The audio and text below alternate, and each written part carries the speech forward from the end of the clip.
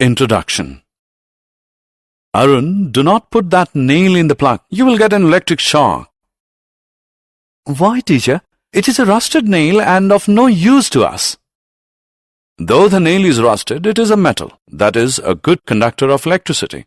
If you put that in the plug, it will give you a shock. Oh, you saved me! Children, in this lesson we will learn about metals and non-metals, the chemical and physical properties of metals, the extracting of metals, and the corrosion of metals. Objectives. At the end of this lesson, you'll be able to describe the physical and chemical properties of metals and non-metals, identify how metals and non-metals react, explain the occurrence of metals, describe corrosion. Physical properties. Metals. You come across a lot of metals and non-metals in your day-to-day life. For example, the hammer that you use to fix nails is a metal. The nail made of iron is also a metal. Let us look at the physical properties of metals. The physical properties of metals are: physical state.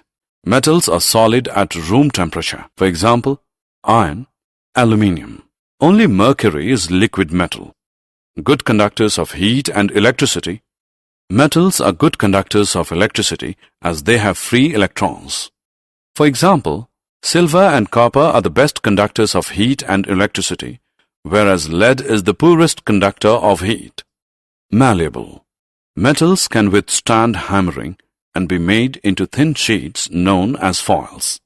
For example, iron is heated and then hammered into different forms, foils, shapes, etc. Ductile. Metals can be drawn into wires. For example, 100 gm of silver can be drawn into a thin wire of about 200 meters long. Luster. Metals reflect light from their shiny surface. They can also be polished. For example, gold, silver, and copper are metals with a shiny surface and can be polished. Physical properties. Non-metals. Let us now look at the physical properties of non-metals. Physical state. Non-metals exist in as solid, liquid, or gaseous in state at room temperature. Gas, oxygen, chlorine, fluorine. Liquid, bromine, and solid, carbon. Non-malleable and non-ductile. Non-metals are brittle and cannot be rolled into wires or beaten into sheets. Poor conductors of heat and electricity. Non-metals are poor conductors of heat and electricity. Graphite, carbon, is an exception as it is a good conductor of electricity and is used in making electrodes. Luster. Non-metals have no metallic luster and do not reflect light. Did you know? Metals are solid at room temperature. The only exception is mercury, which is liquid. Mercury, the liquid metal, conducts heat and electricity as well. It is very dense. Mercury is very poisonous. Non-metals are poor conductors of electricity. However, graphite, which is a form of carbon, is a good conductor of electricity. Chemical properties of metals. Let us look at some chemical properties of metals. These properties include reactions of metals with other elements, that is, air, water, acids, and other metal salts. With air. When metals come in contact with air, they form metals oxides. There are some metals that show both basic and acidic properties. Such metals are called amphoteric oxides. With water. When metals come in contact with water, they form metal hydroxides and hydrogen. Metal make the water become a metal hydroxide solution. With acids. Metals react with dilute acids to form salts and hydrogen. This reactivity varies from metal to metal. However, when metals react with nitric acid, hydrogen gas is not formed as this acid is a strong oxidizing agent. With solutions of other metal salts. A more reactive metal displaces a less reactive metal from its salt solution. To put in simple words, if metal A displaces metal B from its solution, metal A is more reactive than B. However, not all metals are reactive. In this reaction, the copper contained in the copper sulfate is replaced by zinc. The reactivity series. Metals being arranged in the decreasing order of their reactivity is called a reactivity series. It is used to summarize information about the reactions of metals with air, acids, and water. How do metals and nonmetals react? Metal atoms have 1 to 3 electrons in the outermost shell, whereas nonmetals atoms have 4 to 8 electrons in the outermost shell. Exception. 2 exceptions to this rule: hydrogen and helium. Metals that donate electrons gain positive charge equal to the number of electrons donated, and nonmetals gain electrons and negative charge equal to the number of electrons accepted.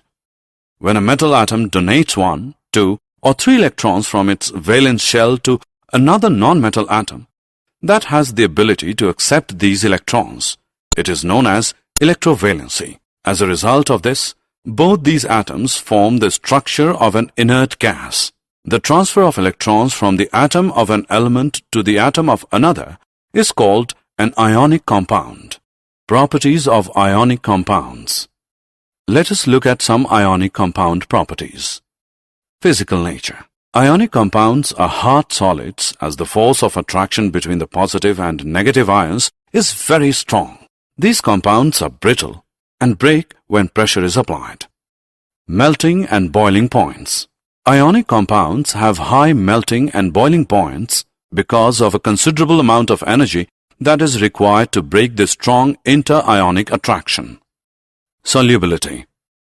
Ionic compounds are soluble in water and insoluble in solvents such as kerosene, petrol, and so on. Conduction of electricity. Ionic compounds, when in solid state, do not conduct electricity as the movement of ions is not possible because of the rigid structure.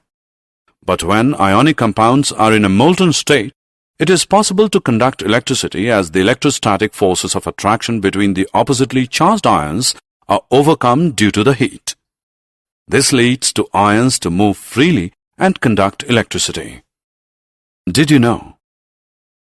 Positive to positive and negative to negative ionic bonds do not occur, just as the similar poles of a magnet repel. Occurrence of metals. Extraction of metals and ores. Earth is the major source of metals. However, seawater also contains some soluble salts. Minerals are the elements or compounds which occur naturally in the Earth's crust. Sometimes minerals contain a very high percentage of a metal. This metal can be extracted from it.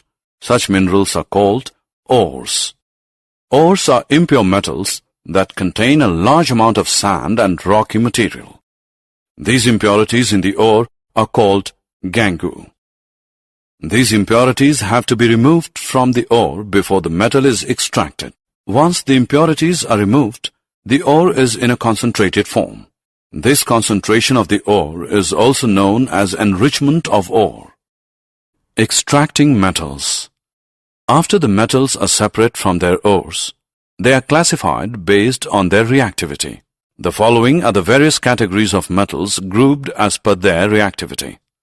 Extracting metals low in the activity series. Metals that low in the activity series are very unreactive. The oxides of these metals are reduced to metals by heating alone. Extracting metals in the middle of the activity series.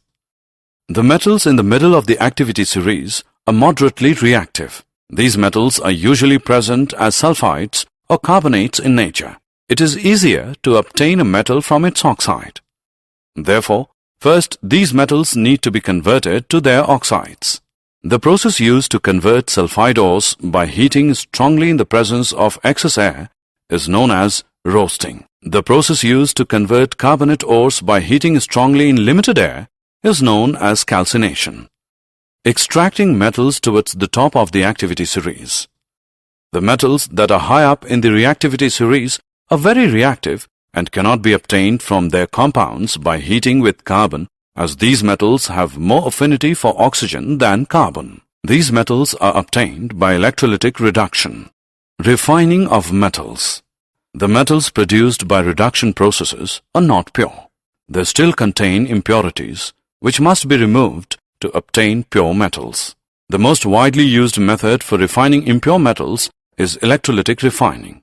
Many metals are refined electrolytically.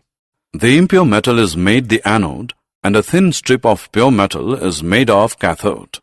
A solution of the metal salt is used as an electrolyte. On passing the current through the electrolyte, the pure metal from the anode dissolves into the electrolyte. An equivalent amount of pure metal from the electrolyte is deposited on the cathode. The soluble impurities go into the solution, whereas the insoluble impurities settle down at the bottom of the anode. These are known as anode mud. Did you know? Silver, gold, and platinum atoms are not easily oxidized. So, silver, gold, and platinum simply fall from the anode to the bottom of the tank, where they can be scrapped up after the electrolytic refining process is complete. Corrosion.